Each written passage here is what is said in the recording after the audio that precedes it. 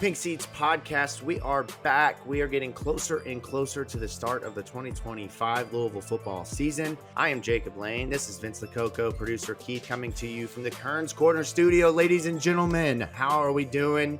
Boys, football's here. Football. It's nice. good. It's the time of year where it's all TikToks are Delta Dawn, college football highlights. Like, I have to go again. Tennessee has the best one where it's just a Delta Dawn. It's probably some Tennessee fan or reposting last year's, but I mean, the TikToks always get me juiced up around this time. You've got me sold on Delta Dawn. Like, I'll listen to it just on a regular Tuesday on the way to work just to get my mind right, dude. Like that, I'm ready for it. Football. Yeah, I know it's football season when my skin goes from ghostly pale back to, what would you say, about medium rare pink? Yeah, medium rare pink, close to medium sometimes. Yeah, it's and just you can actually walk outside and kind of enjoy the weather a little bit, just a little bit. It was a little hot today, but still. I will say I still have some perspective from the very first open practice compared to today, because my God, that first day, the heat was oppressive. You look good though, man. You got a nice little crisp to you. Looks great. You're popping right now. But as we get into things, if you're here for the first time, thank you for tuning in. If you're a regular listener, thanks for coming back, checking out the show. If you haven't subscribed right here on YouTube, go ahead and take care of that right now. Subscribe to the State of Louisville. Tons of great content across our 4 original podcasts here on the State of Louisville Network. If you're listening via audio, thank you for doing that. Drop us a rating, give us a review. Let us know what you think of the show. Subscribe if you haven't already. We really appreciate it as we roll along into football. Your support means this show gets to continue. So thank you all. We are excited to dive back into the 2025 football season and talk offense tonight, boys. What I think is the most fun side of the field, if you want me to be just perfectly honest. Of course you do, Jacob. That's offense right. Sells tickets, defense wins championships. Let's get going with your offense. That's right. The offense is what gets people into the seats. Defense may potentially put you over the edge. I don't know. I don't know. This was seen a lot of winning with bad defenses around here over the years. I'm just saying. Well, now, if I remember right, isn't it podcast lore that it's not defense wins championships, it's defense wins really big football games? Yeah, that's exactly right. Yeah. Right. Yeah. 3-phase football. Tonight we get into phase 1, the offense. And there's a lot to talk about for Louisville. As we go into year 3 of Jeff Brohm, you've got a new guy leading the show in Miller Moss, a familiar name for Louisville fans. Obviously, we don't need to get into reliving those 5 touchdowns against us just a couple of years ago in the Holiday Bowl. Time out. We posted that video on Twitter. I think Presley did. Yeah. And like half of that video is us. Just getting sliced. Miller. Yeah. Just a reminder that we'll always be on somebody's highlight reel for no damn reason. It's just built-in law at this point. It's you watch a draft and you're just like, oh, shit. There we go. Are they going to show Miller Moss USC highlights and Louisville highlights if he goes to like the NFL draft? Oh, no. It'll just be like 99. I mean, maybe, but it'll be like the 1% will be Miller Moss against Louisville. And the rest of it. They'll be like, this will be really confusing for you when you're watching these highlights, but he played for both these teams. Yeah, exactly. But Miller Moss steps in following behind Tyler Shuck and looks to continue to elevate Louisville football. What returns for Louisville is a lot of skill and a lot of beef up front. We know about the running backs and Isaac Brown and Duke Watson. Can I interest you in a little bit of Bama Brown as well? You get him back, and man, you've got a powerful 3-man punch out at the wide receiver positions. You return Chris Bell, looking to become the number 1 receiver, really starting to evolve into that guy. He's joined by Caullin Lacy, who comes back after the injury last year. Didn't really think he would be back, honestly, just with the way that the transfer portal goes. He's back, and now you have 2 dynamic weapons. You sprinkle in a little Trayshawn Hurry. You sprinkle in a little Dakari Collins. You never know what you might get out of Chris Hughes. He's always good for a 3rd and 11 when you at least expect it.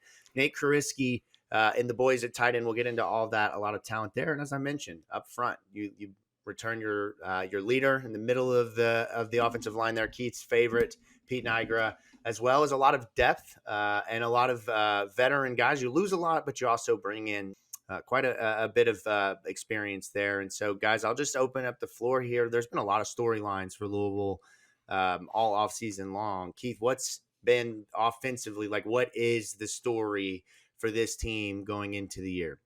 So, I mean, Obviously, and I feel like this is the easy answer that all three of us were probably going to take if no one picks it. So we could just start with this as a general conversation piece.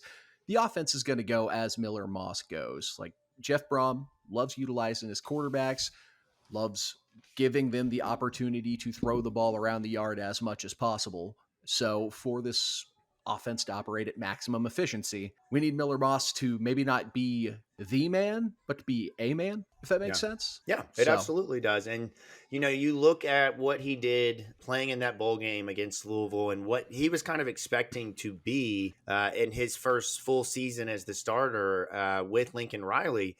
And of course, not the season that you expect. A lot of rough losses, right? They got a Maryland loss in there. They got a couple of just pure stinkers, right? But a lot of games were 3-7, 6-point losses that were extremely close, in which Miller Moss, at least statistically, played well. Now, he did have a couple of games where he, threw 2 or 3 picks, but for the most part, his numbers were, promising. I think 18 touchdowns to 9 interceptions on the year last year. Keith, Vince, what did you guys see from him last year that he's got to avoid at Louisville? Like if they're, the concerns that were expressed early when watching his film, like what is it that he showed last year at USC that ultimately led to them making a decision to go with a different quarterback and then him leaving? We see this all the time. It's not as if it's not a good quarterback, right? No, he's talented, but what was it that you saw, and maybe I don't want to say worry about, but that shows you, if he doesn't do this, he's going to be fantastic. But if it revert back to this, we're going to have some issues.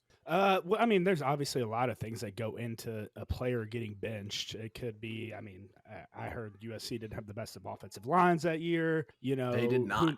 Exactly. The outside playmaking, you never know how that can go if Miller's really putting balls in good spots. And if guys, and when he is putting them in good spots, are guys making plays on the football is another thing. I can't lie to you guys and act like I sat here and watched every USC game last year. You didn't, because where they play in the country, you don't believe that that's football, right? Yeah. Right. I mean, until he crosses the Mississippi. Bush still playing over there?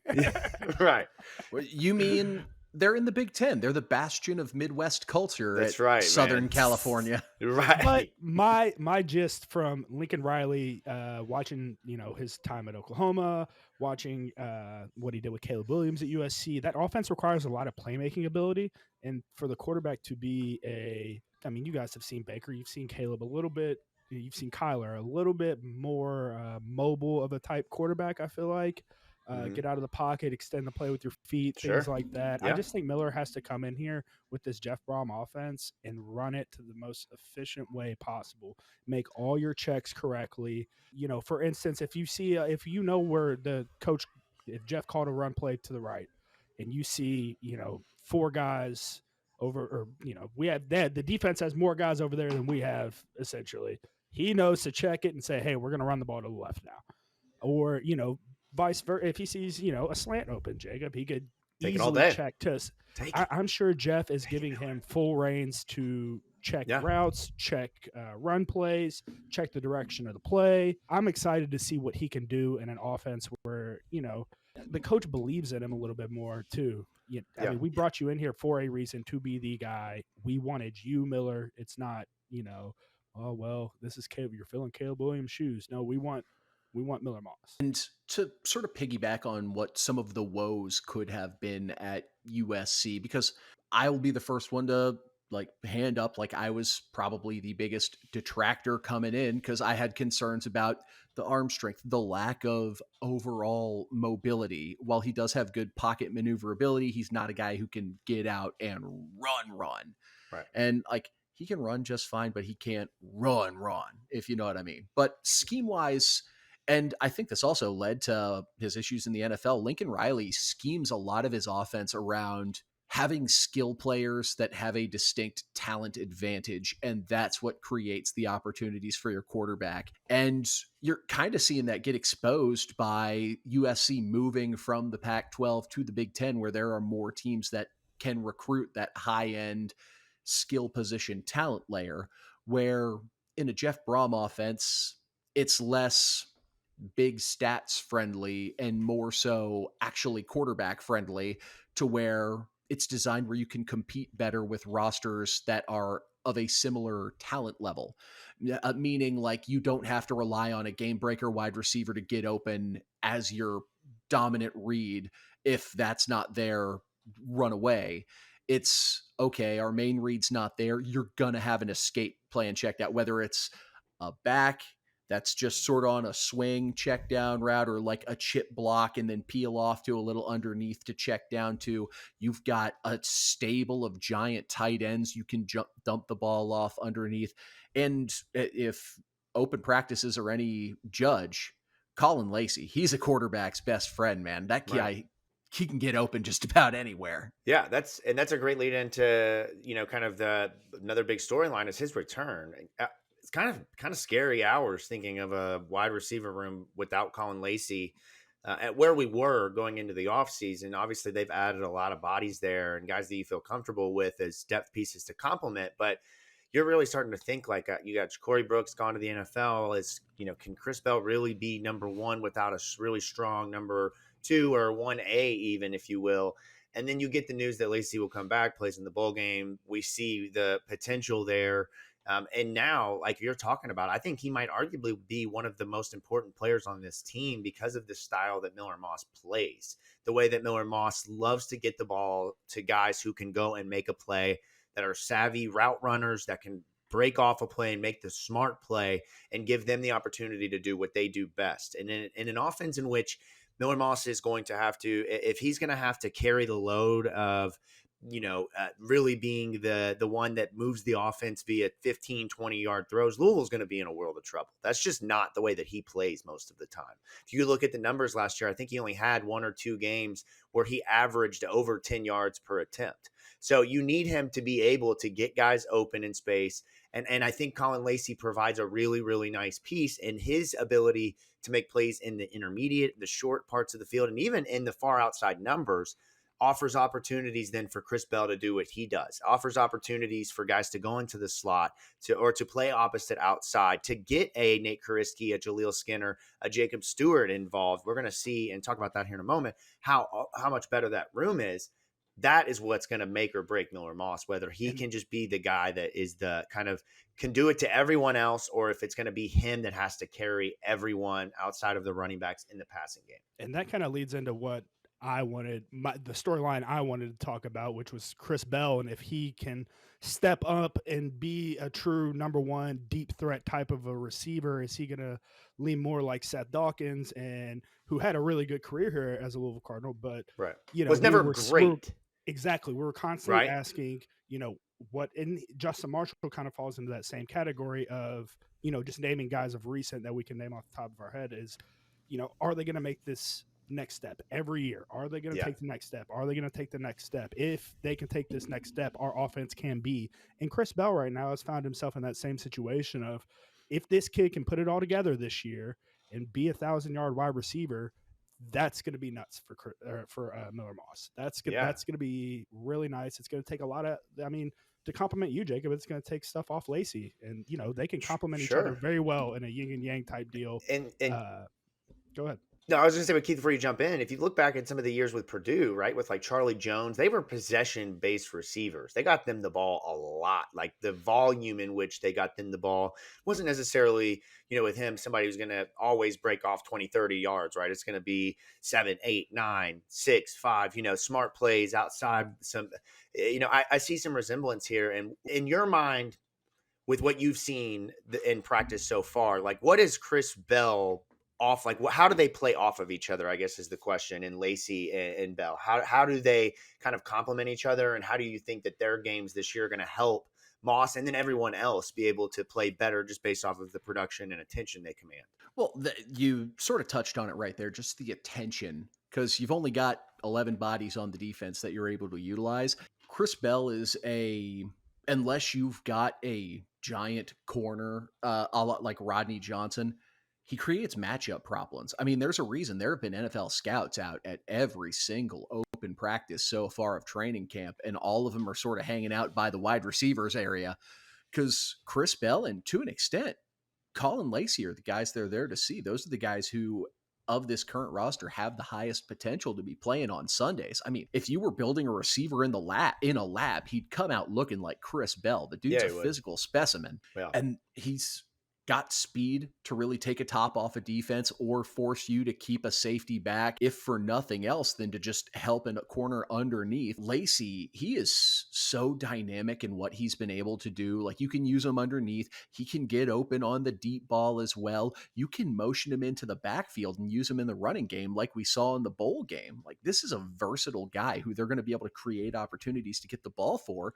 And you factor that in also with guys like Isaac Brown potentially in the backfield, 2 big-time transfer additions at wide receiver in Dakari Collins and Trayshawn Hurry. Like, we're going to be keeping defensive coordinators up at night. Yeah, and Where that's Chris what is really Jeff going to Brohm have wants, to, right? where Chris is really going to have to work. I'm sure he's already worked on it, but because we're very close to the season, where he's going to have to improve on this year is, when you can't use that physical body, when a corner's not in press coverage or he's not all up in your grill. Right. How do you create separation, create space for Miller to get the ball into tight spaces, or to create, a wider space where Miller can just drop one in a bucket somewhere, getting on a DB's toes, things like that, being good, making all your routes look like a go route are things that I'm going to be looking for Chris to do this year for our offense to succeed. Yeah, no, and that's exactly what, you expect going into his final season. And let me remind you that he led the team in receiving in the final 4 games last year. Was at 112, 101, 84, and then 60 in the final game of the year. So this is a guy who showed late that, with Ja'Cory Brooks being a 1,000-yard receiver, not only was Ja'Cory Brooks out there dominated, but Chris Bell could also go and get a little bit of love himself. So this season, you expect him to be able to come back and hopefully carry that same type of momentum into the season. And if that's the case, that makes Louisville's passing game dangerous and makes Jeff Brohm kind of puts him right where he wants to be, right? And the thing that I think we all have come to love the most about Jeff, based off of what we thought we knew about Jeff, is his love for running backs. And this season, if you're Jeff, you see this passing game that you have and you feel comfortable with all these weapons you have for a really smart quarterback who can lead the offense and be the guy that just gets the ball around, right? And then, damn, you look back there and there is a guy who is a potential All-American, true sophomore, number 1. How dare us just now talk about Isaac Brown, the star running back wearing number 1 this season, coming in with potentially one of the greatest seasons on the line, or I guess that maybe some of the best hype or biggest hype since a Lamar Jackson, since a Michael Bush. I saw Michael Bush at the zoo this weekend. I texted Vince. I was like, hey, psst, Michael Bush is right behind me, man. Like, this is like, I don't want to be that guy, but man, it's my childhood. I'm like, and he's at the zoo with the kids, man. This is even better. Vince is like, dude, you're at the zoo. First of all, why didn't you invite me? Second of all, go say hi. But no. And third, is the train up and running? Yeah, is the train running yet? I hate to break the news. I immediately text you. I text you first. I was like, it's like, is it white Michael Bush or the real? Yeah, is it the because we had that situation where I DM'd somebody on Instagram thinking it was Michael Bush, the running back, and it turned out to be normal Michael Bush that works in like accounting or something. Just a regular guy named Michael Bush. And the guy's like, yeah, okay, sure, I'll come on the podcast. And even funnier, a week later after I DM'd that guy, if you remember, he showed up in my work office because he had a meeting with my boss, which made it even funnier. that I had forgotten about that. That's hilarious, man. But a season that is, you're kind of expecting the best that potentially could have, potential maybe a little Heisman hype depending on where Louisville goes. I don't know, but you see how good Isaac's going to be. What is he in year 2, guys? Like, how much better in a season in which he had, over 1,000 yards, was, one of the biggest stars in the country as a freshman. How do you top that in year 2? Knowing that you can't go pro until year 3. I feel like we're the Kobe meme right here saying more, yeah, more. I mean, I feel like I'm sort of like on the opposite end where it's like, hey, I don't want to turn this kid's bones into dust. Same. Because it's wild to think about, but he still had, I believe it was like 160 carries last year. In his last year with us, Jaws only had 180. So he already had 20 less carries than Jaws in his last year. So it feels like it took us forever to actually get him in and going, but he actually ran the ball quite a bit last year. He did. Yeah. And I mean, The thing that's kind of crazy about that is it shows you just what Louisville's offense was and how much they had the ball, because Duke Watson would play at times for a full quarter and you'd be like, oh shit, where's Isaac? Like, did something happen? It's like, oh no, he just took the quarter off and Duke's in there playing now, right? And then Keyjuan would come in for 7-8 carries in a row. Defense is like, please tell me you don't have any more of those guys over there, right? And Louisville's doing the same thing this year. We got 3 more. To your point, right? They're like, no, we got 5 more of these guys ready to go, right? But to your point, Keith, this year, like you don't have to go crazy with carries. You don't have to give him an insane number of carries to protect him, keep him fresh, and because you have a ton of other guys that you can give the ball to. But Vince, what do you think? You've been around a guy like Lamar. How do they elevate their game to that next level after being dominant? You clean things up. All the meat that you left on the bones, because nothing's perfect in this game of football. Football is is the best comparison to life, because life's never going to be perfect. There's just there are plays that I'm sure Isaac sits there at night that keep him up. Even as good of a football player as he is, he's saying, damn, if I would have made that cut right there, that would have made for an ESPN top 10 type run. Like, those are the plays that you're kind of expecting from him now, these big pop runs where it's him knowing the offense, knowing where the offensive line is going to be, doing film prep to know where the defense is going to be. Keith, you just blacked out. Yeah. Keith turned into we almost had a glow game at Keith's house. Yeah, the Undertaker showing up. I'm not sure which one. But that's really it, bro. It's just clean the meat off the bones, man. You don't want to leave any meat on there. No stones left unturned. I wouldn't mind seeing more yards on less carries. How about that? Yeah, my goodness. Yeah. Keith, now he's gone. Yeah, there we go. He's trying to mimic the practice environment that he's been at for the last week with his son, just taking reps himself for getting ready to go out there. But you return Isaac, and look, the takes have been numerous here in terms of what I think Isaac Brown could be by the time, if you have him for the full 3 or 4 years, by the time he leaves Louisville, could potentially be up in the rafters with Lamar and Johnny Unitas in terms of his number being retired. You've been saying that from the jump. That's right. Make me eat my words. Right. I mean, last year, I think my bold prediction before the season was that Isaac Brown would rush for 1,000 yards. So, I mean, I don't think it's a surprise how good he was and what he can be. And I think, well, maybe to some extent, a surprise of how good he actually was. Like, it was like, holy shit, this dude is like, this is insane. We haven't had a player like this in a couple of years. But Duke Watson and Keyjuan Brown, who is, I don't want to say who's more valuable, but like, who is what's the rhythm with them? How do you work them in? Is it truly just Duke comes in as the lightning to Isaac Brown's thunder, vice versa, and then you bring in Keyjuan to just be the guy who gets those what do you call the touchdowns, the vulture touchdowns, right? Like, is that Keyjuan's role? I call those the Paul Hornung touchdowns. Yeah, the 1 yard. But like, what are their roles this year? If you're Jeff Brohm, Keith, how do you work them in? So Keyjuan's definitely established himself as more of the power back of the group. Personally, if I'm Jeff Brohm and I'm trying to wear a defense out, like, you have Isaac and Duke first 2-3 quarters, use a lot of that outside run, which I anticipate seeing a lot of this year, stretching the field horizontally, making defenses chase, pursue, run, get worn out. Cut back lanes. Because then by the time that like mid-third and fourth quarter come, unless you're playing a team that just has absurd levels of depth, they're going to get tired. And when you're tired, that's when you bring in the hammer, and that's when you beat them down and make them humble and make them quit. That's why every great football team needs a good power back to just sort of crush the will and crush the spirit of a defense.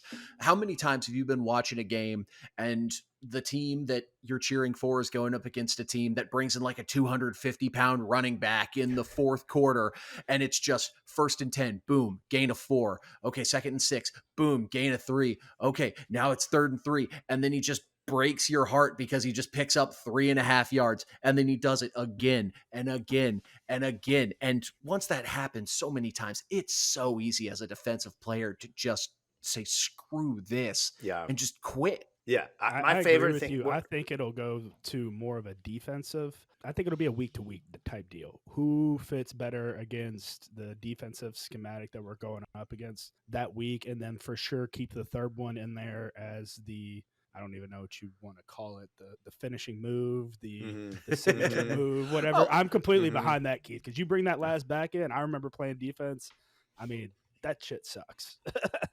Now, what I think coach will actually do, because he's more of a tactical mind than what I am. Like if we're doing the college Shocker, Jeff football, Brohm's more tactical mind than the three of us. like if we're doing the college football coaching tree, I'm definitely motivator camp all the way. Yeah, right. But, like Vince said, a lot of schematic analysis, for lack of a better term. I feel like Duke is definitely going to see more of the lion's share because I feel like he naturally matches Isaac's game better. So having a similar playing style, you don't necessarily have to have a obvious change of potential play calls when bringing in a new back. You can just keep running the same stuff you've been running. And it's like a good pitcher who can throw a change up with the same arm slot as a fastball. You don't know what's coming between those two because it looks the exact same. Yeah. I mean, it's dangerous. Just how powerful the three of them can be and how you can utilize them. And the fact that you could, in theory, I don't know how much we'll see it, if at all, but an Isaac Brown could play in the slot in some matchups, right? Like you could put them out there and do some pretty cool things offensively. And then play, Duke Watson or play a Keyjuan Brown off of him or put them in the backfield together in the dual running back sets. I mean, that's some of the most creative we see Jeff Brohm from time to time. Just to piggyback a little bit, at the open practices, I'm honestly surprised they've shown as much as they have in these beginning practices. We've definitely seen empty formations where Isaac Brown's in the slot. And then to create man-to-man, like against a man-to-man defense, to create mismatches, they motion Lacy into the backfield and then they pound him in the run game. And I mean, that's the type of shit that gets defenses afterwards pointing their fingers at each other, raising their hand, and you're like, God. I mean, name one corner that wants to follow Caullin Lacy. One in man-to-man. Who's going to want to cover Caullin Lacy man-to-man? That sounds awful. And then two, to be brought back into the box, not knowing what the hell you're doing. Yeah. I mean, right. The guard and tackle are sitting there like, oh, yeah. Oh, this is a highlight tape play right here. You mean to tell me corners aren't taught to watch where the guard and tackle are going to track the run? Or if it's a they'll be out there looking like a lost puppy. Yeah. I know we've talked a lot about some of the star names, but just real quickly before we dive into kind of what are the floor and ceilings for some of these players, we've talked a little bit about the offensive line, but I don't think, at least for me, I don't feel like I have a firm grasp on the five we're going to see roll out game one when the first snap takes place at Cardinal Stadium against Eastern Kentucky. It literally could be. I know for certain it's going to be Pete Niagara, but I don't think I know another I'm four in the same boat as combo you, Jacob. of who it'll be. Keith has mentioned 5 different guys like every time I've talked to him, and at this point I'm just confused. So I will say today was honestly the first day of the open practices of training camp that they have had that they actually trotted out the same starting 5 on the offensive line that they did the previous day. As of right now, no injuries pending or anything like that. I believe we are looking at Pounders at left tackle, Musa at right tackle, which has surprised me. Lance Robinson left guard, Rasheed Miller moving from right tackle inside to right guard, and then Niagara at center. And we've seen a lot of Jordan Church rotating and working in with the ones in the last couple practices as well. He's been sort of jumping with Rasheed Miller. So love that. That is the tentative starting 5. Interesting. But like we've said, those guys have been shuffling the deck so many times. All I know is Coach Owen's going to make them play violent. He is going to make them fire off the football at the very least. Whoever the 5 is out there, they will be getting some form of a push in the damn run game. That's for certain. So fun little story from today's practice. We finally, for the first time in training camp, I finally got to witness the projectile vomit into run blocking strategy. Nice. Matt Pounders just there on the left side, just you get one of those every camp, at least. Just one. I just can't imagine a world in which you just throw up and go. I don't know if it's just that I've gotten older, but if I throw up, I'm out of commission for this a week. This world. Never been to a frat party, Jacob? Well, I have, but I also was in my early 20s and could rebound just insanely. But don't think I could walk and throw up and then just throw into pass block. I just don't see it. This world is where the puking is not worse than the punishment of not figuring because the punishment's going to involve more puking, so you might as well just get your ass up just and get this keep one going. puke out of the way.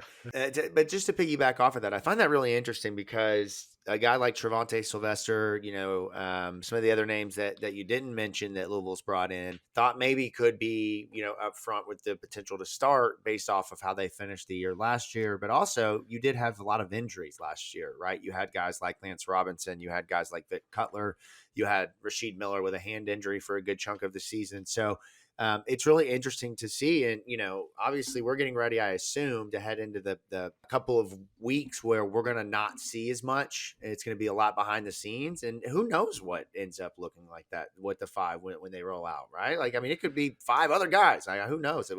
Don't say the word platoon for the love of God. Nobody. Let me ask you this, Jacob. As a guy that also analyzes another starting five, do you think there's do you think you could name the basketball starting five before you name a football starting offensive line five? Well, I mean, I could name you five guys that I think would be the starting five, but only like three of them are who Keith said were playing with the ones. I'm lost over here. Like, did I miss something? I'm the same boat. Go to another school. I haven't been to an open practice either. I'm over here. Like, what is going on? I tried. It was not lack of effort on my end. We tried, man. We tried to get out there. You know. Well, Liam's like, "Can I join? Can I? Yeah, give me a helmet. Give me a helmet." So other guys have gotten reps throughout the course of training camp. I mentioned Jordan Church as a guy. Trevante Sylvester got reps with the ones as well. You saw a couple other guys like Nair Jackson was one that surprised me because he was with the ones in spring ball. He hasn't been with the ones. Vic Cutler, another guy who got reps with the ones at guard position rather than at center. And then, of the young guys, they've been sort of shuffling the young guys around a lot. And I'm telling you, you Louisville folks, get excited for this young kid, Carter Gilliam, because he may not be touching the field this year just because of the depth that we have.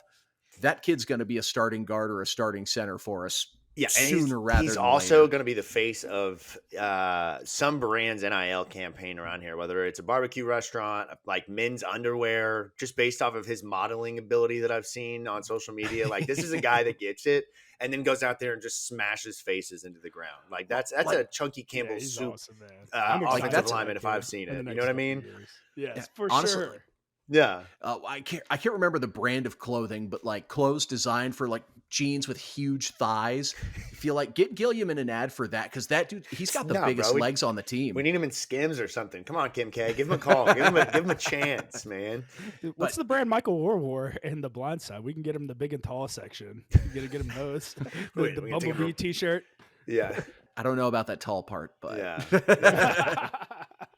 but no, he's a kid who he's got a good sense of humor about him, but when he's between the lines, that kid plays with such a violent streak. Mm-hmm. I absolutely love it.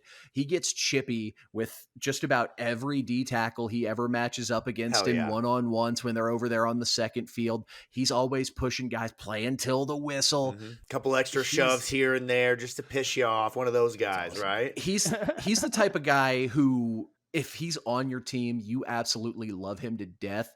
If you're playing against him, you're just like, God, I fucking hate that guy. And during this time period, you are playing him every single day. So you fucking hate that guy. Okay, I hate to ask this question. We've talked a lot about the guys that are going to be out there, and you've kind of, I know it's been hard to see where they're at just based off of where, like, physically where they've practiced a lot. And so it's been tough for you. I feel like they're like, hey, guys, look, Keith's out here. Put the offensive lineman over here so he can't see it, please. Like, come on, just put him over here. Take it to field three. Take it to field three. Yeah, field three. But we've talked a lot about the success and what we expect him to be. But we have in recent years, even in years where we thought Louisville's offensive line was going to be really good, game one, game two, we're like, oh, maybe not. Is there, Keith, a scenario in which this group struggles with either one run block or pass block against? I mean, maybe not early, but against some of the bigger opponents on the schedule? So it's sort of a situation that I've seen over the course of spring. And I also think it's just something that is not naturally slotted in our playbook. Again, this could be a case of we're just going against one of the best interior D lines in the country every single day. I like that. They seem to struggle getting a push, if that makes sense, on the interior run game. Now, again, we've sang the praises of Jordan Jarrad, Renee Conga over and over and over. And Jerry Lawson has come in. He's been very good as well. Let's go. Selah Brown, Denzel Lowry, even Xavier Porter have been getting solid reps. Just say more names. Say more names. Just throw more out there. Trent Carter, Maurice Davis. Just keep throwing them out there. I want to hear more dudes Offensive play episode, ball. God. Offensive episode. Defensive front that we have, especially on the interior, really freaking hard to run the ball against, especially if you're trying to stay between the tackles. That's obviously been very difficult for us this spring. So I'm not sure if that is a offensive line weakness, or if it's just, this is the best area of our defense. Because I mean, we did that at Clemson last year. We completely shut Philadelphia down until the fourth quarter and made that team completely one-dimensional. So if it's not exactly a fair benchmark, fingers crossed, the linebacking core is also involved in that. Speaking of, no, we'll save that for the defensive episode. Right. There's a lot to talk about there. Let's definitely do that. Sorry, we're excited. It's football season. I know, right? Vince is like, I'm going to talk about a linebacker, damn it. I don't care what we do. I'm talking about him. A linebacker and a fullback. Vince has got his 5 prediction, and they're all linebacker and fullback predictions. No one's shot there. I was going to say, let's dive in and talk a little bit about floor and ceiling, but I want to spend a couple of seconds with and we've talked a little bit about it. We've weaved it into the conversation, but what you're most confident and what you're least confident in.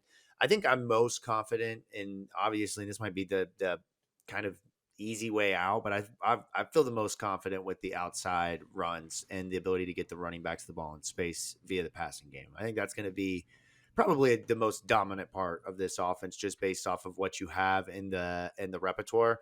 And then as far as what I'm like least confident in, it's really hard to say without seeing this, but I don't feel at this point, and Keith, you might push back on this. I don't, as many guys as they have in the room, I don't see a mismatch opportunity or a guy who's ready to take advantage of mismatch opportunities at tight end. I think that's the thing I'm least confident in. I think you have a couple of guys and get you a couple 100 yards, get you a couple touchdowns in the red zone, make a good play, third and long, like we've seen the last 3 years. But I was hoping that someone would emerge as a playmaker, a guy that you could trust to get the ball to. I can't say it personally, but just from what I've seen, heard online, I don't feel like anyone is really saying anything in terms of this tight end room is the standout room. And so that's where I think there's the most chance to be least confident in, for me at least. Yeah. And that's a fair worry, because I'll say that, like, no one tight end has really jumped out and stolen the show, have really established themselves as the bona fide number one. It's like you got a room full of 6 dudes who are all good. Mm-hmm. No one's great. No one's truly elite. Yeah. But to sort of spin that, though, you got 6 dudes in that room who are all pretty good. Yeah. So while it might not necessarily be a strength of your offense, I think you could trot just about anyone out there and it not be a liability. Sure. Yeah, absolutely. All right, Vince, what do you think? Like, what are you most confident in, least confident in? I am most confident in Miller Moss's ability to run the offense. I think he is going to go out there and run this offense to perfection. Now, we're not going to see Tyler. We're not going to see these crazy bombs and crazy runs with his feet, things like that. Just, the athleticism that Tyler had. But Miller's ability to run the offense, he's going to run it as if, Jeff is in his brain. So I'm very excited to see that. What I am least confident in, who's going to fill Dwayne Martin's shoes at fullback? Knew that was coming, man. It's funny. We've had a couple of people reach out, like, behind the scenes via DMs, like, "Hey, who are the fullbacks?" Like, I haven't seen much about that. Yeah, right. But I mean, Keith has mentioned, there's a lot of guys that could play in that. Like Keith, you've mentioned, what was it, Hamilton Atkins, the tight end. I've heard, Eli Adams, who is like, I believe. Right. Listed as a wide receiver, but is a tight end, running back, like multi-purpose guy. In theory, you can pull anybody and put him over there. Coach Petrino pulled my ass and moved me over there, so that shows you a lot. Yeah, he's like, hey, you see that? Just hit that thing, hit that. Man. Just hit it. Right. I don't really know. Least confident. I'm really high on this offense, man. I guess I would have to go tight ends like you, Jacob, because I feel really good about these receivers. Running backs are obviously the best room on the field, and offensive line, I don't know who's going to be the starting 5. But that's not a bad thing, right? So that's also not a bad thing, I guess. Yeah. Now, Vince, I got good news and I got bad news for you when it comes to the fullback position. We do have someone whose position on the roster is indicated as a fullback. That's awesome. That's awesome. Yeah, Jackson Panariello. Dude, NIL jersey, man, I'm buying. Yeah, hey, I just want to let you know that jersey is being purchased tonight. Now, Vince, before you purchase that jersey, St. X alumni. Oh no, we've got a real conundrum on our hands here. How does Vince handle this? I mean, like once he's here, he's here. You know, Yeah, we can all be family once we're here. It's Louisville's like Olive Garden. When you're here, you're family. But like it's gonna be like every week. It's the devil and the angel on Vince's shoulder, and it's like, wear the Ruffin jersey, you want to, and then it's like, but he's Italian. I'll get a split jersey. It would make some random number in the middle. Yeah, give him like a half Trinity, half St. X jersey on the front, half I can't Louisville. do that. I'm just kidding. I can't do that. It's all Trinity on the front. Yeah. See, I just want the devil on his shoulder in the voice of Ed Orgeron. Just go Tigers. Yeah. that's just my inner monologue is Ed Orgeron at all times. Yeah, I love that. Okay, let's Keith, I don't think you've chimed in here. What do you think, man? So most confident, Vince sort of chimed in on that. I think Miller Moss is going to be able to keep us on schedule, keeping us regular, baby, our daily fiber. Because a lot of the team sessions, they set up like situational down and distances and things along that line. Love that. And basically like every 2nd and 5, man, he's not like until this most recent practice, just never pushing it. Just, all right, we're going to hit the 5-yard out. Boom. On the money. Congrats. First down. Let's go. Boom. Keep the chains moving, as they say, right?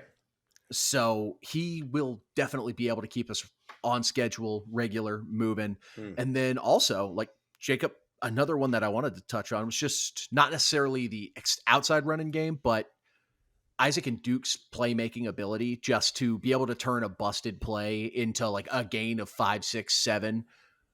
I'm going to have faith in those dudes and their dynamic athleticism. Yeah. Least confident thing, until I see it against a team that's not us, I already talked about it. Just the interior running game. Is our O-line going to really get in there and be able to bully ball guys and push people down the field between the tackles if need be? Yeah. Yep.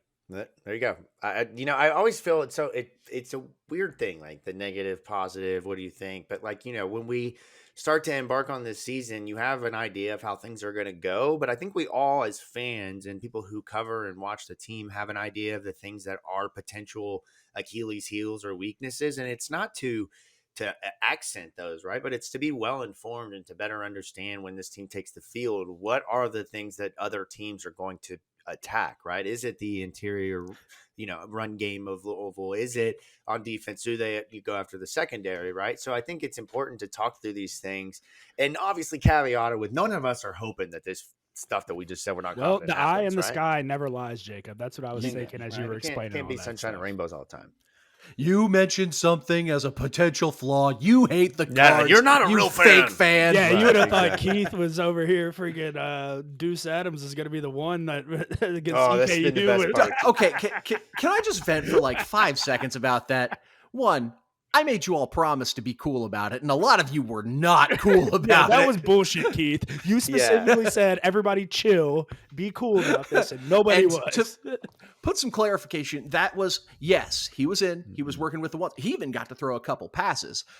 That whole segment, almost every play designed was either an RPO or an option play. Oh, it sounds like backup game. That's what I hear. Like fourth quarter when the backups start to rotate and it's just a bunch of handing the ball off. Is there is a more than 0% chance our quarterback accidentally gets hit. Yeah.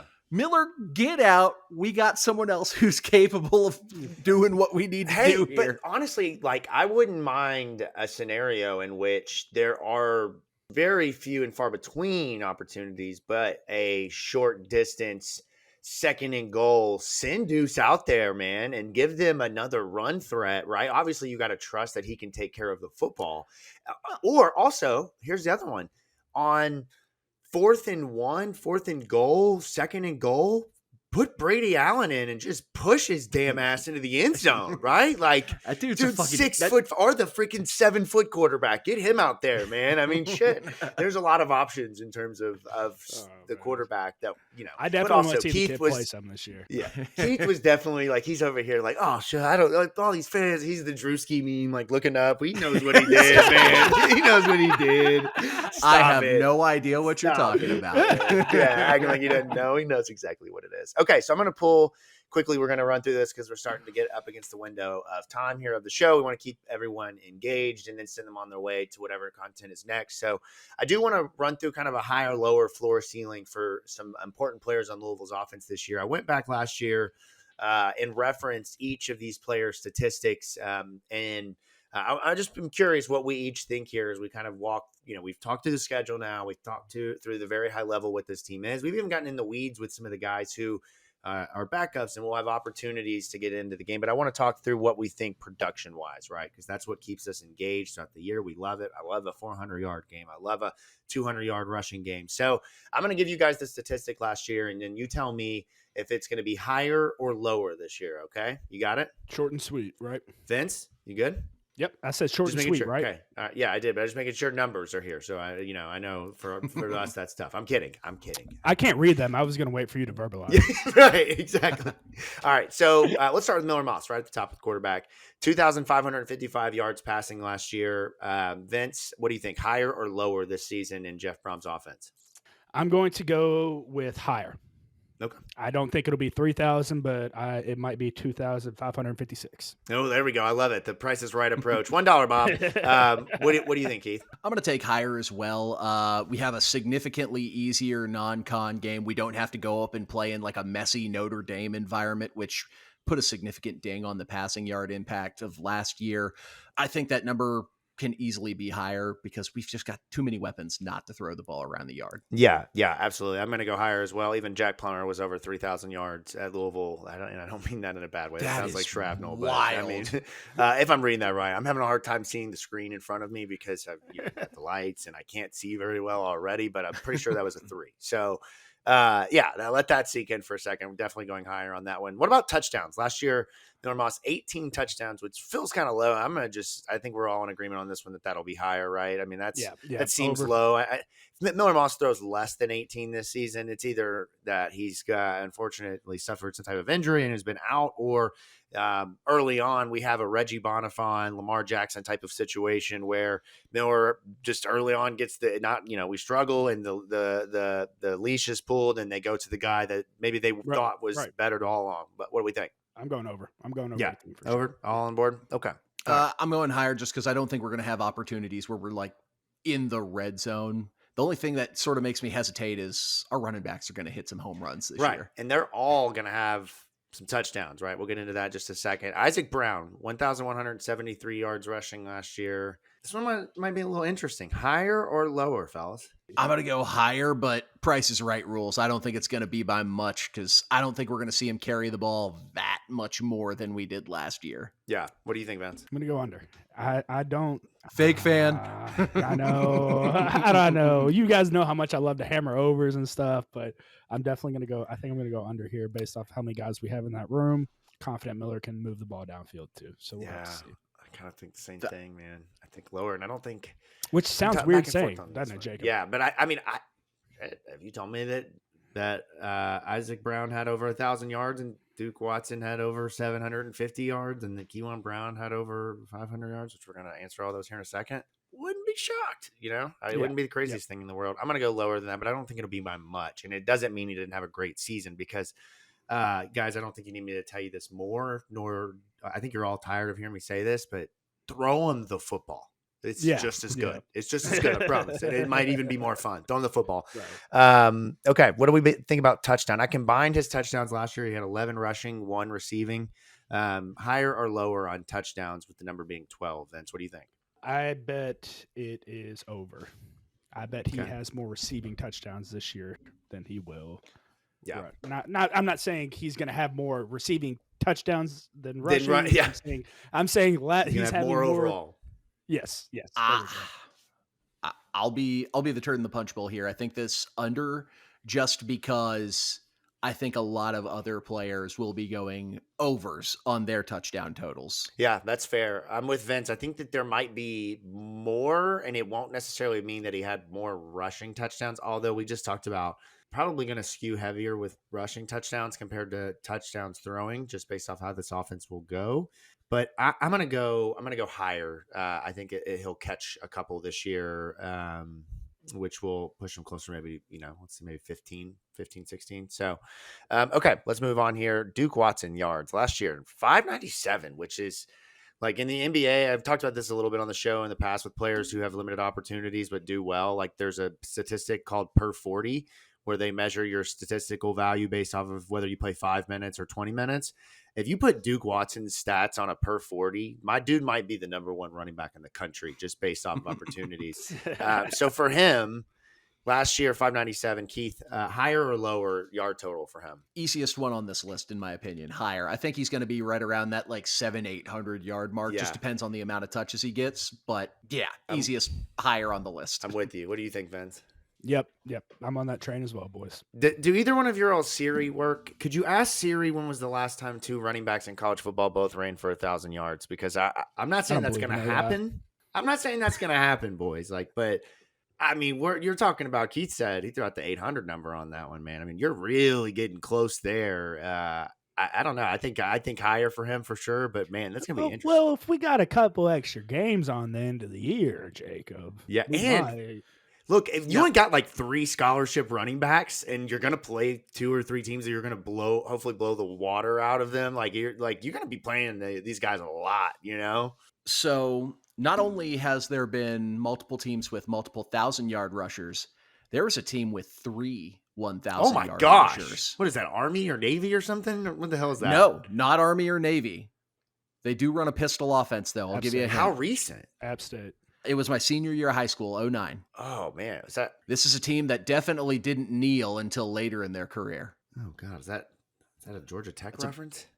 Is that a Miami reference? I have no idea. I don't know the reference. 2009 Nevada Wolfpack, led by quarterback Caullin Kaepernick. Offensive coordinator of that team. Yeah. Offensive coordinator for that team, Chris Klinakis, Louisville offensive line coach. How about that? Vitawa, Loop Lippincott, and Caullin Kaepernick all rushed for 1,000 yards on that team. Okay, interesting. Very wild. Interesting. Okay, Duke Watson touchdowns, 7 last year. Keith, higher or lower? That's a tricky one where I'm going to take another Price is Right over just because I think Isaacs have to go somewhere, and I think Duke's going to get a couple. That's a good. You made a really good point right there. Can I keep it the same? Yeah, you're just going to push it. You're going to go for a push. Yeah, I'll go for a push. Really calling your shot. Push. Yeah, that's a good one. I wouldn't be surprised if it's a push or if it's maybe just slightly lower. And I'll get to why that could be here in a second. I kind of mentioned it earlier. Keyjuan Brown yards, 243 last year. You mentioned Duke Watson one being easy earlier. Yeah, that's a higher for me. And then this is the one where I think the touchdowns, you mentioned this. I like the way you said that. Where do the touchdowns go? Keyjuan Brown last year, only 3 touchdowns. I'm thinking 5, 6 this year is the number for him, because I do think you have your opportunities in second and goal, first and goal to get him the ball and let him go. And also, don't get me wrong, man. Third, I can see a scenario right now where it's 3rd and 1 on the 27-yard line, and Keyjuan gets the ball looking just for a yard and takes it for the full 6, right? I'm going over here too, but I think it's going to have to be big for these first 3 games for him to get in the end zone. Yes, for sure. Yeah, a couple times. Yeah, I think it's going to be a Price is Right over as well. I'm right there at like that 4 or 5 mark, just because also when you have those goal line opportunities, this coaching staff has shown they're not afraid of running a play action on the goal line. They're not afraid of opening the bag of tricks. The price is wrong, Bob. But hey, don't overthink it, right? There's a great analogy or a great phrasing that's keep it simple, stupid. And when you got a guy like Keyjuan Brown, give him the damn football and just get everyone out of the way. You'll know when I'm overthinking. You'll start seeing smoke coming out of these ears. Yeah. Chris Bell, 737 yards receiving last year. The majority of that came late in the year in those final 4 games. Higher or lower? I think we're all probably in agreement on this one as well. Maybe not, but I'll go first. Higher for me. I think he's going to be just shy of 1,000 yards this season. Higher. I think he's going to be your number one wide receiver. I don't think Lacy will be your number one. I bet Chris Bell will be your number one downfield threat. I'm going to go higher, but it's another one of those Price is Right totals where I think he's like 800 to like maybe 850 receiver. Yeah. Okay. Just because spreading the ball around. I'm saying 1,000. I'm saying he's going 1K this year. Okay. I like that. So obviously with Caullin Lacy last year, didn't have the numbers, right? I think he only played in one regular season game and then played in the bowl game. So I'm going to go in the Wayback Machine here. And I think I know the answer to this, but I'm just going to ask it out loud so that we can just brag about Caullin Lacy for just a second. But do we think higher or lower on 1,316 yards receiving for Caullin Lacy? Lower. Yeah, that's his last season in South Alabama, boys. I was going to say, those are some Mobile numbers. Correct. Yeah. Unfortunately, this is P4 football and a lot better players in the room with them. We're going to go lower. Hey, if you go for 1,300, I will do a cartwheel. I would love that. Ecstatic. Look, I'm going to squeeze a little take in here before we try to dismount on the segment, but I'm taking over on a lot of these numbers, while 1,300 would be just absurd. Stupid. Yeah. If that's the type of shit, though, where Vince is like, book it over, like, for no reason. Yeah. But I say I'm taking a lot of overs because we talked a little bit about ceilings and floors earlier. Louisville offense at their absolute ceiling. If Miller Moss finds himself and is pushing the ball downfield, not necessarily with like the 60-yard in-air bombs that Shuck was throwing. He was throwing balls connecting 40-plus yards downfield in practice earlier today. He's got good enough arm. Yeah. This could be a top 10 offense in the country. That's at ceiling, which is absurdly good. That is. Okay, so the last ones we have here, Nate Kariski, over 117 yards. What do we think? We talked about the tight ends. Do you think over or under? Or higher or lower, excuse me? That's a tricky one. I'm going to go higher just because I feel like he's going to be a early favorite target. I'm going to go lower because I think other guys on the outside will get the ball before he will. Yeah, sure. yeah. I'm gonna go higher, but I don't think it'll be in the 200s. Like I think he might have like 175 yards receiving, but not gonna be the leading tight end in terms of receiving yards. I'll kind of jump to the other one here. Jacob Stewart last year, 200 and goodness gracious, I told you all my vision is 87. terrible. 287 yards. That's bad. Man. I need to probably go to the eye doctor, man. My computer's right here. Like it's literally just like right here. Higher or lower for him? Because if you give me college football, Jacob Stewart at 26, dude, we're going for 1,000 yards. Oh, we're eating for sure, man. Bro, he's just always open, man. Always open. I'm gonna go over. Maybe Jacobs. This is me just completely, throwing a dart against the wall, seeing if it'll stick. We'll see. We'll see if he's the number one guy. I will see. Yeah. I thought you'd throw spaghetti, Vince. Yeah. I don't gotta tell if it's done. Yeah. I just eyeball that shit. I know when it's fucking done. Oh yeah, Vince is the kid getting pissed off about people and mispronouncing prosciutto, right? Like you don't talk to me. You throw your spaghetti noodles on your microwave to know if they're finished or not.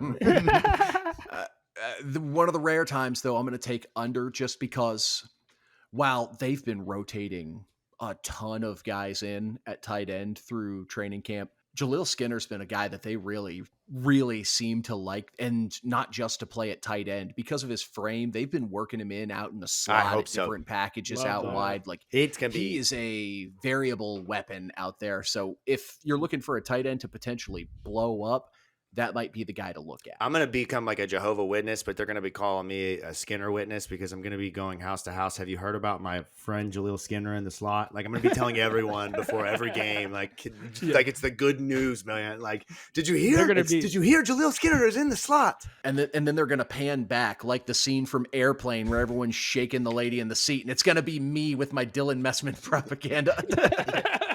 All right, last one here. I'm going to phrase this one a little bit differently because Dakari Collins and Trayshawn Hurry, when you look at their numbers last year, don't necessarily stand out. Trayshawn Hurry, 481 yards. Dakari Collins, 341. If I asked you who's the leading receiver between the two of them, and are they the number 3 receiver overall, assuming that Caullin Lacy and Chris Bell are 1 and 2, meaning are these the two guys that step into that third receiver role that we're all asking, who is that going to be? So it's a 2-part question. Who's the leading receiver, and are they third in receiving on the team, or is there somebody that we're not talking about, like a McWilliams or a Brock Kaufman, or somebody that comes out of nowhere and ends up being your third best receiver, or potentially a tight end or a running back? Who knows, right? Vince, what do you think? I'm going to go with Hurry on this being your guy, and I think that either one of them has the capability to slide into that number 3 receiver slot that we need. It's all about the grasp you have on the offense a lot of times. Sure. Especially coming in late, right? Exactly. If these kids can run their routes at full speed and not have these clear freezing moments, I don't know what to do, I don't know where to line up moments, I think either one of them has that opportunity to slide in there. And then part two is the answer. I think you said they are. You said they could be. I need a little more definitive. I said Hurry. Yeah, but no, is he the third guy, right? Like, is he the third Hurry, on the team? I think Hurry. Yeah, that's what I said. Hurry is your third receiver. Yeah, but that's what Keith, what do you think? Either one of them has that opportunity to step up, though. I mean, of course, that could be anybody on any Saturday. Chris Hughes stepped up in a lot of big ways for his last year. So I'm going to go with Hurry. I don't necessarily know if he'll be statistically the third highest receiver on the team, because you've got also guys that are going to be in the slot like Chris Hughes and Antonio Meeks, who've been getting a lot of reps as well. Whereas that's a name. I completely forgot about that one. Where Collins and Hurry are going to be more at that X and Z slot out wide in the offense. And then, of course, primary looks probably going to Bell. So opportunities may be limited. I think Hurry's game it's not as similar to Chris Bell, if that makes sense. Yeah. So I feel like there will be more looks where he is on the field at the same time as Chris Bell, as opposed to Collins, who will likely be spelling Bell quite a bit. Right. But man, I asked Keith, I was like, who is that, man? Who is that receiver? Like, he is, I feel like the way I'm talking about this is like I'm like the student at Louisville that's like their equal counterpart, like a young female. Like, who is that guy? Because I'm like, yeah, he's tall. Like, he looks like he's really good, man. Like, he's tall. He's like, he's handsome. He runs routes well. Did you see him run a slant? But no, Dakari Collins looks the part, comes over from NC State, so you hope that he can, translate pretty seamlessly. Whereas Trayshawn Hurry played at San Jose State, not as good of obviously the football conference, not a lot of competition in terms of this level where he's playing, and still didn't have great numbers. So I could see it going either way. In his defense. Sure. In his defense, he did have Nick Nash on his team, who got, I think, 130, 140 catches. Exactly. Right. True. But my point being, he's not necessarily setting the world on fire with great numbers at a great school. He's coming, with a couple hundred yards, very serviceable player. Don't get me wrong when I say that. But I like what Keith said, though. Antonio Meeks is a guy that I'm kind of keeping my eye on as a sneaky guy getting on the field. And then, they do have other weapons, right? Like, we'll obviously probably see Bobby Golden, mostly the Akron transfer in the kick return game. But you never know what you could do with him out there, and a trick player in the slot, being a really quick, fast guy. And then they have some of the other transfer pieces that they feel good about. So that will do it for Louisville offensive preview here on Countdown to Kickoff. Episode number 200 in the books, guys. How about that, right? It's more than that, but this is the number 200 episode. So, yes, shout out to us getting to 200 episodes, but I have to mention, as we're ending this recording, I play Mark Ennis on our college football dynasty tonight in the Louisville media circle, and told the guys beforehand, we all know Mark isn't the biggest fan of Scott Satterfield. A lot of people aren't the biggest fan of Scott Satterfield. So I decided to take the Cincinnati playbook and, add a couple plays off there, a couple Vince Lococo variants I like to throw in the mix in titled The Playbook Set. And I'm going to beat the shit out of Mark with Scott Satterfield's playbook, and I can't wait. Oh, man, Vince, I'm so here for this. Vince, I will buy your first beer of the season if you score on him running a speed option to the near side of the field. If I get third down, I'm running it. I'm 100% running it. I can just see his reaction, man. Like, that, just like, I want a camera that deadpans to him, just like he's already got a frown on, but at this point he's just mad, right? Just damn it, I can't get this shit on my head. But no, great episode. Look, I think we're firing at the top 10 offense in the country level right here. I think that's what's happening from Always the Pink are. Seats podcast as we roll into the season. Shout out to our friends at Kern's Corner. They keep the studio lights on here for us here in Oldham County, the J-Town studio, the St. Matthews studio. Kern's Corner is everywhere. Make sure you check them out. And just like that, check us out, right? From the Pink Seats podcast, anywhere you get your podcast from. And on YouTube right here, State of Louisville. Follow us on Twitter at Pink Seats Pod at the State of Lou. I don't have you guys up on my screen, so I'm not sure what just happened. Keith turned his lights off. Keith turned his lights off when you. Yeah, Keith went keep the up. As soon as you said keep the lights on, Keith turned his off. You need that. We got to keep it fresh around here. The comedic value. We don't bring big guys around unless they're funny, man. We don't need a Jonah Hill. Like we need funny Jonah Hill, big Jonah Hill. So that'll do it from the Pink Seats podcast. Jacob Lane, producer Keith, Vince Lococo. We will see you all next week for a defensive preview as we get one step closer to the beginning of the season. Until then, ladies and gentlemen, go Cards.